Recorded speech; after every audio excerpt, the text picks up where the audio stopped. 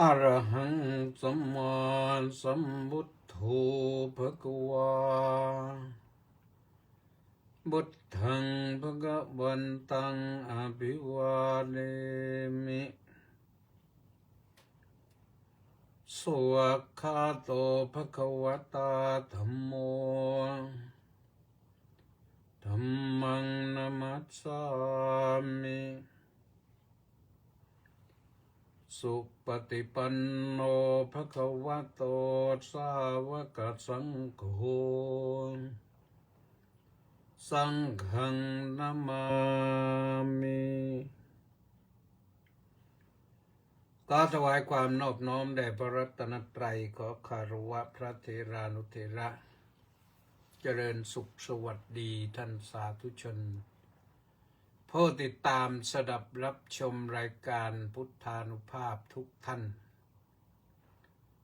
วันเสาร์ที่17 มกราคมพระพุทธศักราช 2569 แรม 14 ค่ำเดือนยี่3 ทุ่มก็มาพบกันตรงวันนี้30 นาทีไปถึง3 ทุ่มครึ่งประสานเรืองดิษก็เข้ามาก่อนใครเลยอนุโมทนาสาธุนะต่อด้วยสมศรีลักษณะวิราชสาธุสาธุสาธุอนุโมทนากับมอกโคนาและ FC อีก639 คนออนไลน์อยู่ขณะเปิดจอรายการก็อนุโมทนากับทุกท่านนะแล้วก็วันนี้ต้องอนุโมทนากับคุณโยมนางสาวชบาจันทองร่วมกองบุญหนุนกองธรรมมา90 บาทเมื่อวานนู่นร่วมมาเมื่อวานวันที่16 9:16 นาทีก็ร่วมมาเรียบร้อยเชิญทุกท่านนะแชร์ได้กดไลค์กดแชร์ได้วันนี้จะพูดถึงเรื่องความสงสัยแต่ว่าก่อนจะสงสัยก็ทำความเข้าใจกันว่าวันพรุ่งนี้เป็นวันพระนะแรม15 ค่ำเดือนยี่เป็นวันสิ้นเดือนละสิ้นเดือนทางจันทรคตินี่ไม่สิ้นเดือนเหมือนสิ้นใจนะเดือนยี่ก็ ก็เดือน2อะไรแต่ว่าตอนนี้ก็ยังในเดือนทางสุริยคติก็ยังเป็นมกราคมตอนนี้ก็วันที่17ก็เอาละทางศาสนาก็ว่ากันถือปฏิบัติกันตามนี้วันพระพรุ่งนี้ก็ที่วัดก็ทำวัดเช้าที่ศาลาการประเรียนเวลา9 โมงพอสัก9:40โดยประมาณก็มีการแสดงพระธรรมเทศนาให้ศีลแสดงพระธรรมเทศนาก็ไปสักประมาณ10:15 10:20ก็จบ พระก็ได้เตรียมตัวฉันเพลญาติโยมก็เตรียมตัวผู้ที่รับศีลอุโบสถก็รับเตรียมตัวรับอาหารกลางวันตอนเย็นก็อดไปมื้อหนึ่งประหยัดได้ สัก50 บาท100 บาทเดือนละ4 ครั้งก็ประหยัดได้200 บาทถ้าวันละ50 บาทเนี่ย12 เดือนก็12 2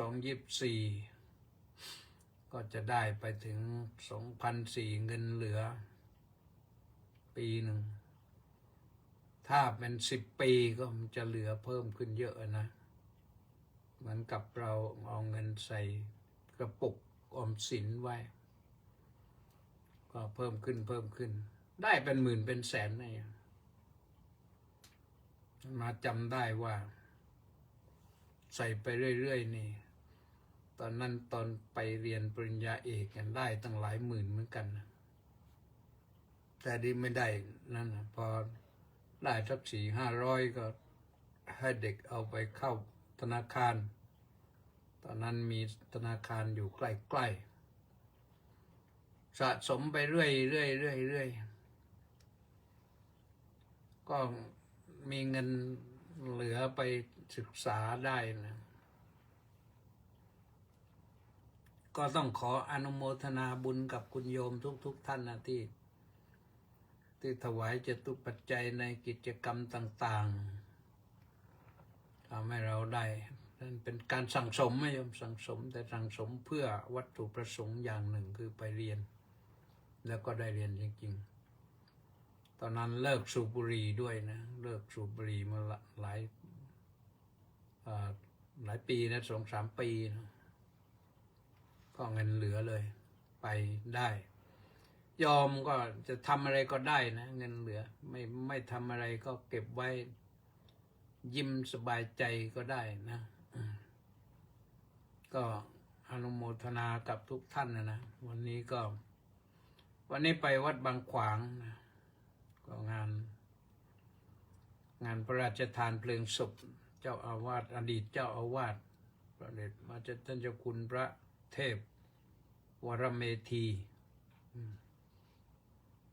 พระดรุณสุมโนท่านอายุ90 กว่าแล้วก็ไปตามอายุไขนะเอาละตอนนี้ก็แป้นันทิการก็เข้ามาแล้วน้องกราบนมัสการสาธุเจ้าข้าสาธุนะวิชาญงามแก้วขออนุโมทนาสาธุครับสาธุท่านกำพลผู้มณีขอกราบนมัสการวันเสาร์ที่17 มค. 2569นี้มาด้วยความเคารพอย่างสูงครับผมสาธุบุญเชื่อจันช่วยก็กำลังติดตามชมอยู่นะสาธุวันนี้มาพูดถึงเรื่องความสงสัยนะเข้าเรื่องความสงสัยนี่มันเกิดจากอะไรเกิดจากความไม่รู้นะไม่รู้แจ้งพระพุทธเจ้านะก็สงสัยนะว่าความทุกข์มันคืออะไรไม่รู้แจ้งก็ต้องทำงานวิจัยค้นหากันตั้ง6 ปีนะกว่าจะพบนี่ต้องเอาชีวิตเป็นเดิมพันตั้งจิตอธิษฐานขอเอาชีวิตเป็นเดิมพันในที่สุดก็คลายความสงสัยได้เพราะรู้แจ้งว่าความทุกข์มันคืออะไรโยมความทุกข์ของคนเนี่ยทุกข์เพราะชาติปิความเกิดเป็นทุกข์ชราปิเพราะความแก่เป็นทุกข์มรณะปิเพราะความตายเป็นทุกข์โศกะเพราะความเศร้าโศกเป็นทุกข์ปริเทวะเพราะความคร่ำครวญร่ำไรรำพันเป็นทุกข์นะโทมนัสความเสียใจเป็นทุกข์ความเจ็บป่วยกายก็เป็นทุกข์ก็ความ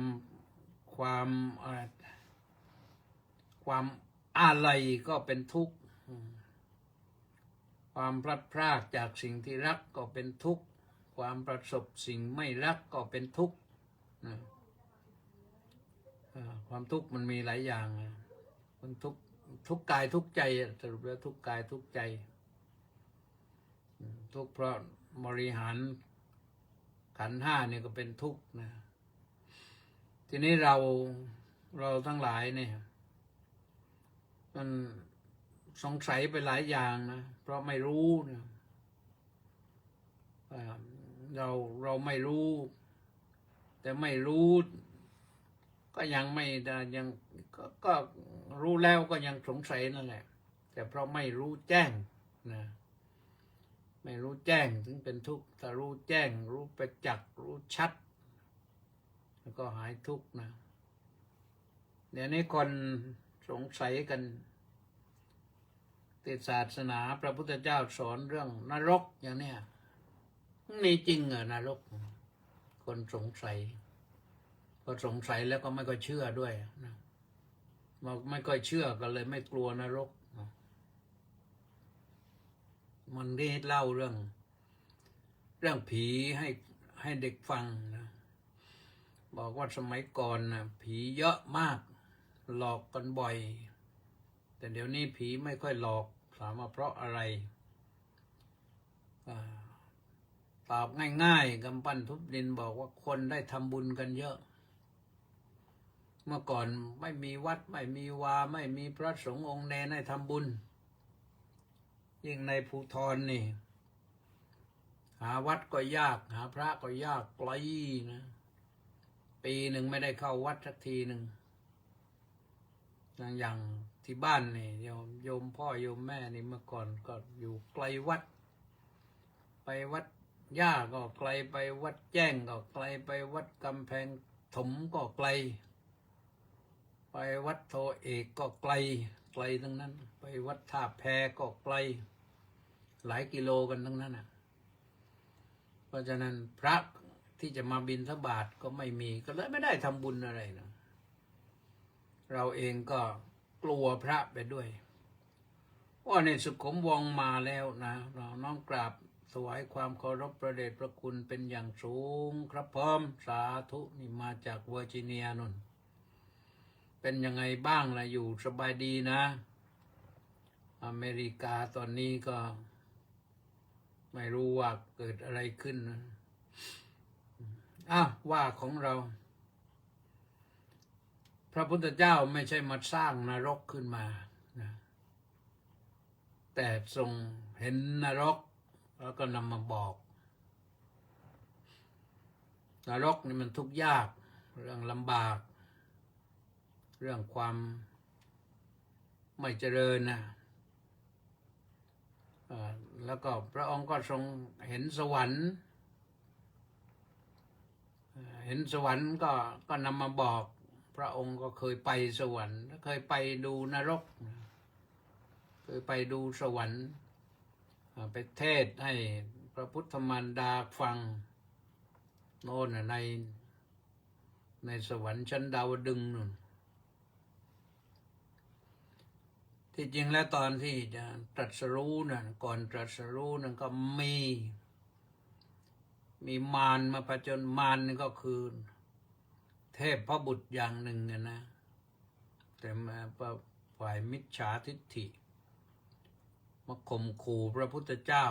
แต่พระพุทธเจ้าก็ทรงอ้างบารมี10นะทศบารมีนะเอาชนะมารก็พ่ายแพ้ไปทศบารมีคืออะไรดานังสีลังจเนคัมมังปัญญาวิริยขันติจาสัจจาทิฏฐานเมตตาจะอุเปกขาดัสสปารมีนะทานบารมีศีลบารมีเนคขมมะบารมีปัญญาบารมีวิริยะบารมีขันติบารมีสัจจะบารมีอธิษฐานบารมีสัจจะทิฏฐานะเมตตาบารมีอุเบกขาบารมีนะบารมี10เรียกว่าทศบารมีบางทีในภาษาไทยก็ใช้คำว่าบารมี10ทัศนะไอ้10กับทัศนี่มันซ้ำกันภาษาซ้ำซ้อนทัศก็แปลว่า10ก็แปลว่า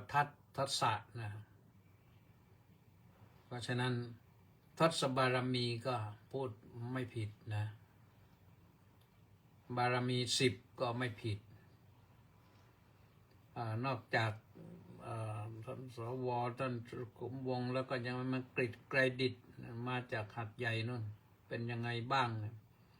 หัดใหญ่ถูกทอดทิ้งแล้วตอนนี้เพราะว่ารัฐบาลก็รักษาการก็คงจะอนุมัติอะไรได้ลำบากนะก็เลยต้อง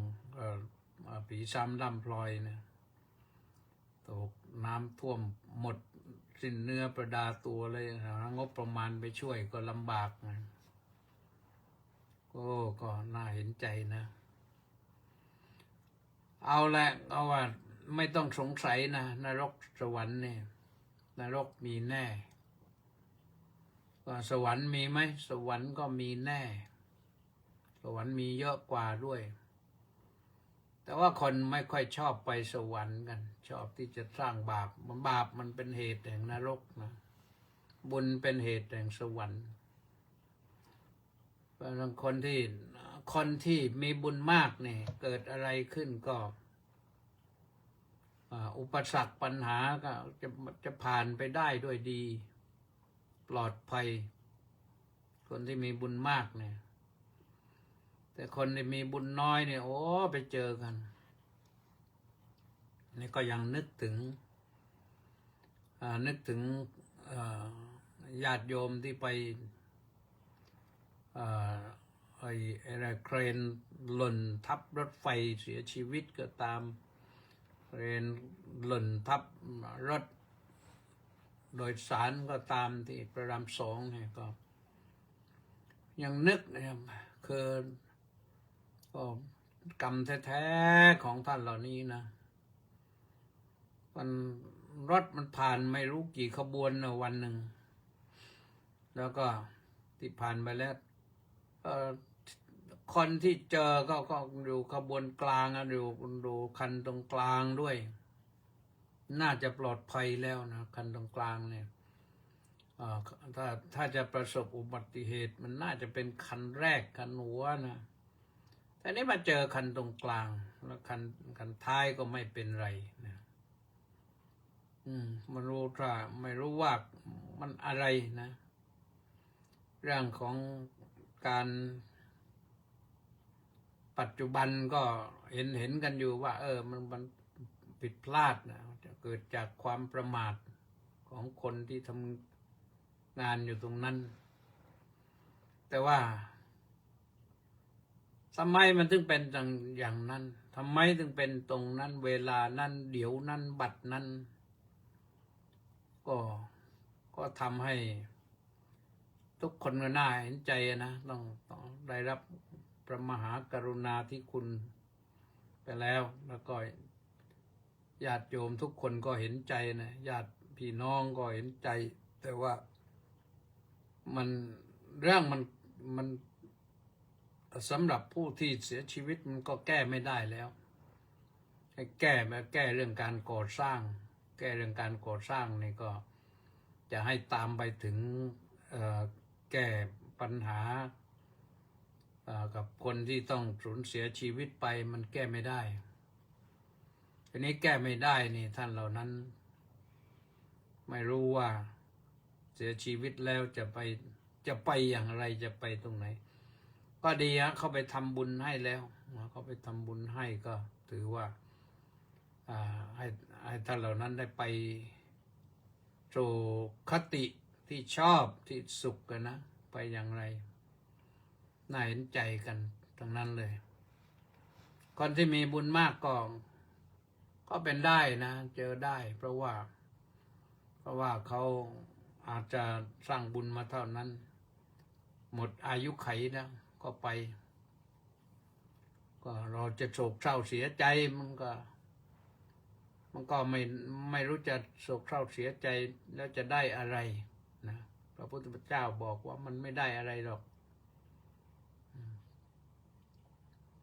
ทีนี้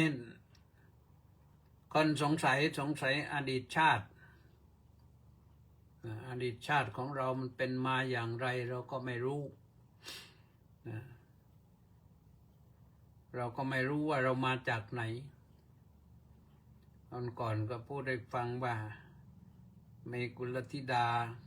คนหนึ่งชื่อสุมาณาหรืออะไรนี่ก็ไปพระพุทธเจ้าถามว่าหนูจะไปไหนไม่ทราบแล้วหนูมาจากไหนไม่ทราบ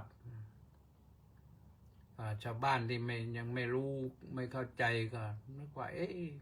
เด็กนี่ทำไมมาพูดล้อเล่นกับพระพุทธเจ้าไม่เหมาะเลย พระพุทธเจ้าก็ต้องแก้ให้บอกว่าที่เธอบอกว่าไม่ทราบเนี่ยเพราะว่าเธอไม่รู้ว่ามาจากภพไหนภูมิไหนแล้วอนาคตก็ไม่รู้จะไปไหนเพราะเธอยังไม่ได้บรรลุพระอรหันต์คนก็คลายสงสัยเธอก็เรียบร้อยที่จริงปกติเรียบร้อยแล้วก็เข้าไปกราบก็เรียบร้อยดีนะทีนี้โลกหน้านี่ไม่รู้ว่าเราจะไปไหนคติของเราก็ยังกำหนดไม่ได้แต่ที่แน่ๆถ้าว่าเราสร้างบุญไว้พอนี่โลกหน้าเราก็ไม่ลำบากนะสุขติก็เป็นที่พึ่งของเราสุขตินั้นได้กลับมาเกิดเป็นมนุษย์อีกแต่ถ้าโลกสวรรค์ก็ไปเป็นเทพบุตรเทพธิดาไปก็ว่าไปไม่ต้องสงสัยพระพุทธเจ้าไม่ได้มาเสกสรรปั้นแต่งขึ้นมาเองพระพุทธเจ้าคนพบมีทิพยเนตรเห็นซึ่งทิพยเนตรนี่ก็สร้างขึ้นได้ที่จริงนะทุกคนสามารถสร้างขึ้นได้นะลองไปถามครูบาอาจารย์พระเถระที่ท่านปฏิบัติธรรมจริงๆตามป่าตามเขาตามถ้ำอะไรท่านเหล่านี้ไม่ปฏิเสธเคยได้ยินมาหลายท่านก็ว่าไปนะที่ท่านปฏิบัติจริงนะถ้าเราเชื่อไปแล้วก็เชื่อเรื่องนรกก็เรากลัวนรกเราก็ไม่ทำชั่วทำบาปเชื่อเรื่องสวรรค์เราก็มุ่งมั่นในการประกอบคุณงามความดีสร้างบุญกุศลไม่มีทางขาดทุนนะทีนี้บางคนก็สงสัยในพระรัตนตรัยสงสัยว่าพระพุทธเจ้าเนี่ยมีตัวตนอยู่จริงหรือเปล่าอันนี้ถ้าเราสงสัยอยู่ก็ต้องไปดูตามไปดู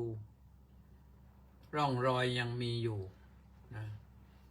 สิ่งที่พระท่านสอนอยู่นั้นที่ประสูติก็มีอยู่ที่ตรัสรู้ก็มีอยู่ที่แสดงปฐมเทศนาก็มีอยู่ที่ปรินิพพานก็มีอยู่ก็สร้างไว้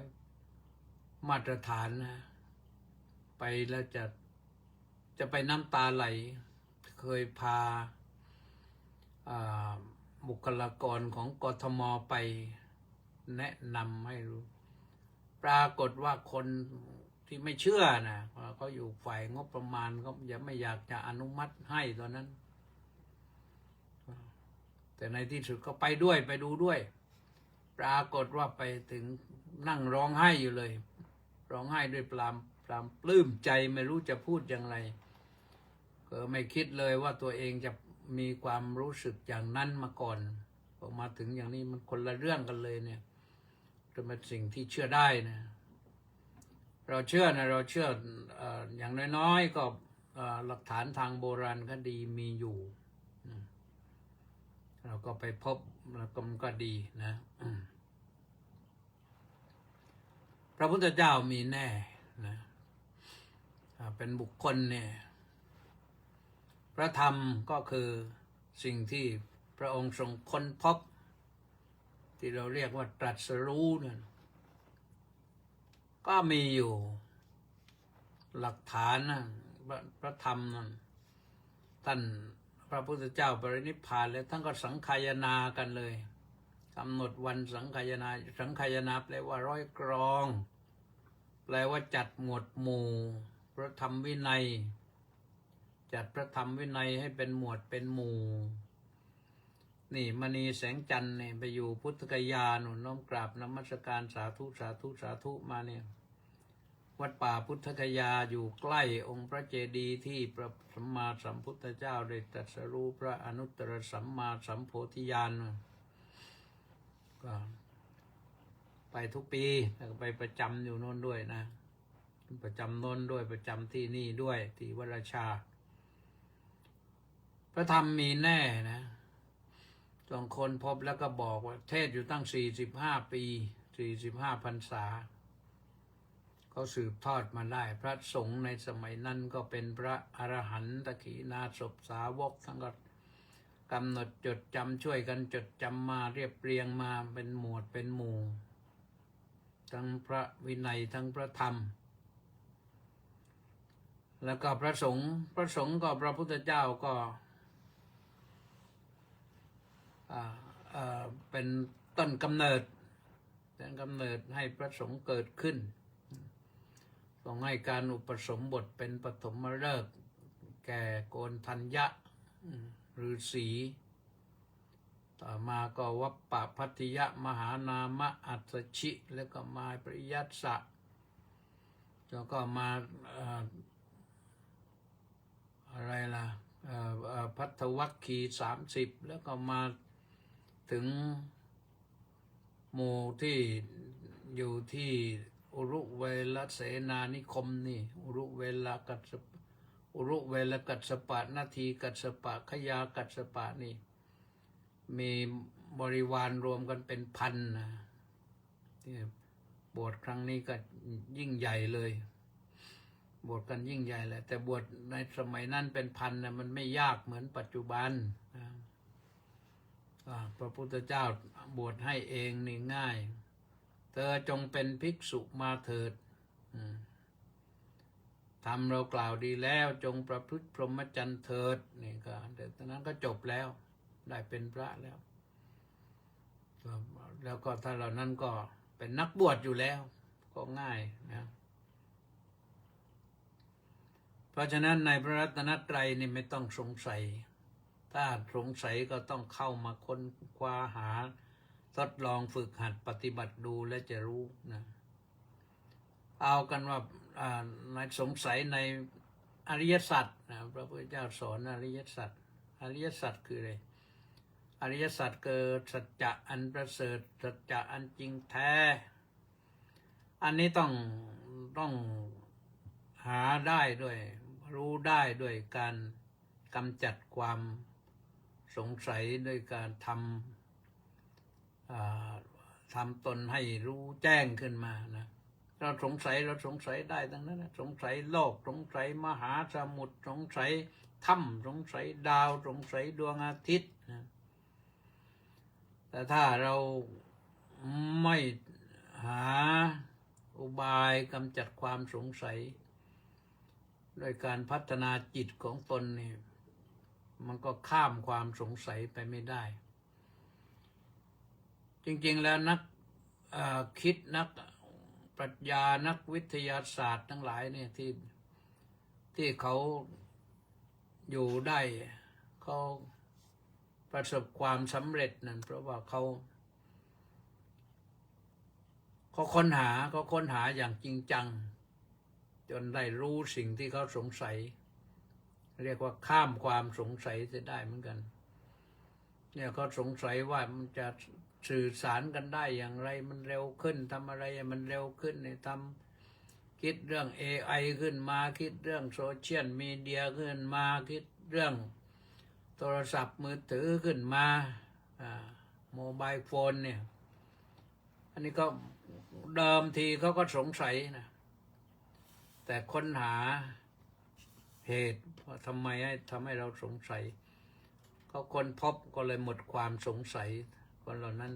นอกจากหมดความสงสัยแล้วเขาจะมีความร่ำรวยด้วยเพราะเขาคิดหาเรื่องของการบริการเมื่อพอเสร็จแล้วเขาก็ได้ค่าบริการเพราะฉะนั้นเราไม่ต้องไปนั่งสงสัยกันอยู่นะถ้าสงสัยอะไรก็คิดหาให้มันเกิดความรู้แจ้งขึ้นมาปัญญาไม่พอนะปัญญาไม่พอต้องวิชชาทำให้เกิดวิชชาความรู้แจ้งขึ้นมาเหมือนที่พระพุทธองค์บอกไว้ในธรรมจักรกับปวัตตนสูตรนะจักขุงอุทธปาธิญาณังอุทธปาธิปัญญาอุทธปาธิวิชชาอุทธปาธินั่น ได้วิชาคือความรู้แจ้งพระพุทธองค์ทรงรู้แจ้งเรื่องทุกข์เรื่องสมุทัยหรือนิโรธมรรคก็เรียกว่ารู้อริยสัจเนี่ยได้อย่างเนี้ยนะแล้วเราจะข้ามความสงสัยเสียได้มันก็ล่องข้ามความสงสัยเสียได้นะเอาละหันไปดูนาฬิกาหมดเวลาแล้วนะก็ว่ากันจบแค่นี้นะ